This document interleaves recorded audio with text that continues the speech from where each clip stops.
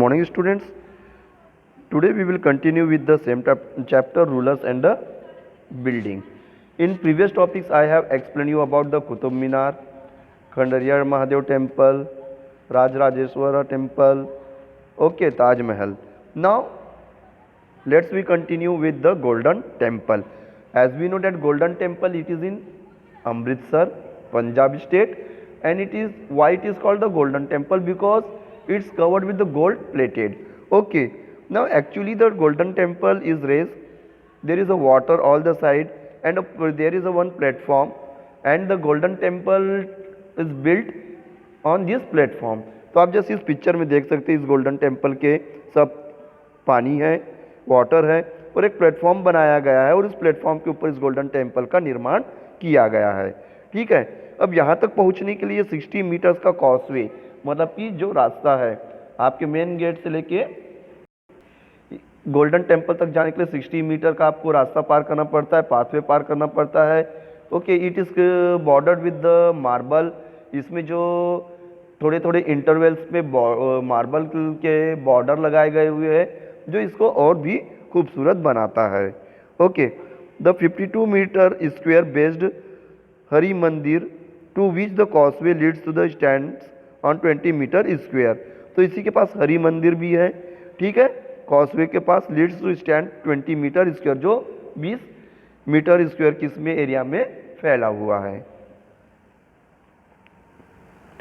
Now अब हम बात करते हैं why the temples were destroyed. As we know that the medieval period, the most of the parts of India were ruled by the Mughals, and before that the rulers from the Afghanistan or the Iran, Iraq who entered the India, they damaged our temples, they destroyed the temples. Now what is the reason behind this temple?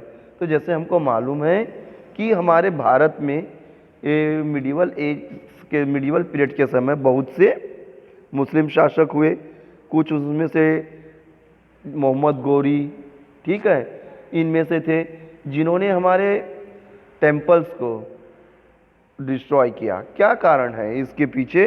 The temples were built to demonstrate their devotion to the god and their power and wealth. It is not the surprising that when they attacked one another kingdom they often targeted this building. तो देखिए, जो temple बनाए जाते थे वो राजा या उस समय के रूलर अपने प्रदर्शन के लिए वो कितने पावरफुल है, कितने वेल्थ वाले हैं, कितने रिच है, ये सब का वो प्रदर्शन करते थे या दिखावा करते थे कहना चाहिए. तो इससे ये होता कि जब एक राज्य दूसरे राज्य पे हमला करता तो वो अधिकतर टेम्पल्स को ही निशाना बनाते थे. क्यों? क्योंकि उनको उम्मीद रहती थी कि टेम्पल से उन्हें बहुत ही ज़्यादा मात्रा में धन दौलत और प्रीशियस स्टोन्स जैसे डायमंड, इस प्रकार की चीज़ें मिल सकती है. In the 19th century when the Pandyan king Simhara invaded the Sri Lanka, he defeated the king Sena I, the Buddhist monk, and it was noted that he had removed all the valuable and statue of the Buddha was seized.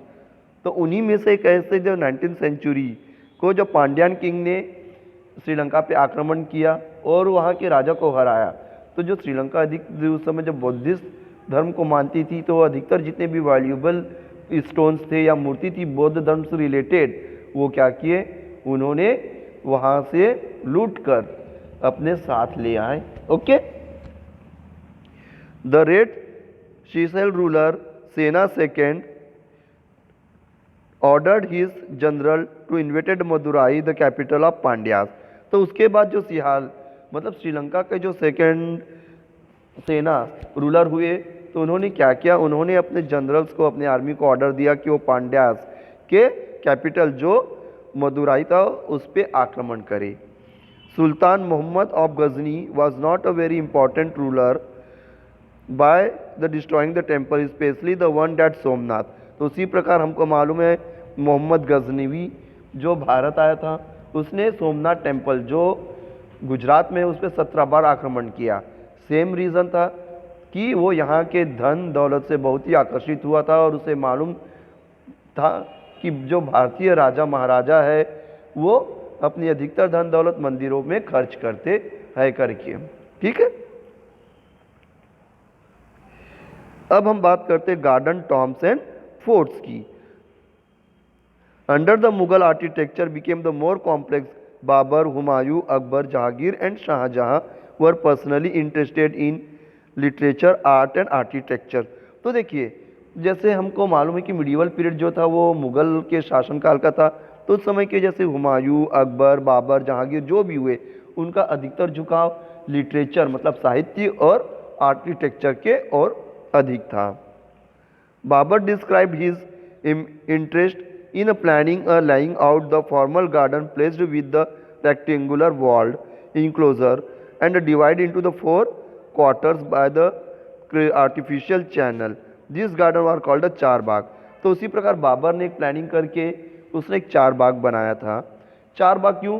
क्योंकि उसके चारों तरफ रास्ते थे, बीच में वो garden बनाया गया था और उसके सब तरफ पे रोड थे जो प्लांट जिसमें बहुत ही अच्छे ट्रीज और एक गार्डन का रूप दिया गया था, और उसी कारण उसे चार बाग, उसके चार राहों के कारण, चार रास्तों के कारण उसे चार बाग नाम दिया गया था।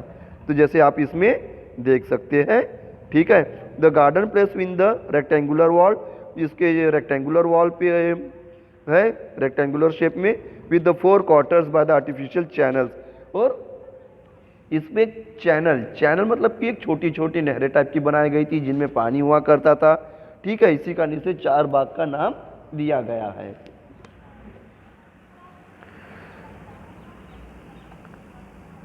Now region and the empire.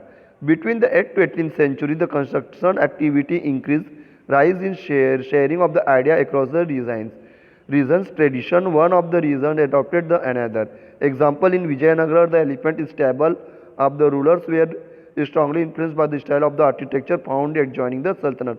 तो देखिए, जैसे मैंने आपको शायद पहले भी बताया कि जैसे मुगल या और भी जो रूलर हमारे भारत में हुए, उन्होंने वहाँ से, जहाँ से वे मूल रूप से जहाँ से आए थे, ईरान, इराक, पर्शिया या फिर अफगानिस्तान से, वहाँ के आर्किटेक्चर्स को उन्होंने भारत के वास्तुकला के साथ मिलाकर एक नया प्रयोग करना शुरू किया बिल्डिंग और आर्किटेक्चर्स बनाने के लिए।